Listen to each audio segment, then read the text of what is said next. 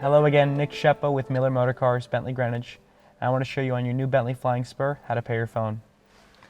So over here I want you to select phone right on the navigation system. I want you to select search for new device. Grab your phone, find settings. Once you're under settings there, under Bluetooth, we'll now search for your phone on the car's navigation system. Bear with it. If it doesn't come up, just simply select repeat search. There we go, Nick's phone. I press it like so. It's then going to come a memo on my phone asking to pair. I selected pair just from my phone. The next thing we'll ask is contacts and favorites. I'm going to select allow. Allow this a few minutes to take place, as if you have many contacts, it's downloading onto the car. And there you go. I hope that helps.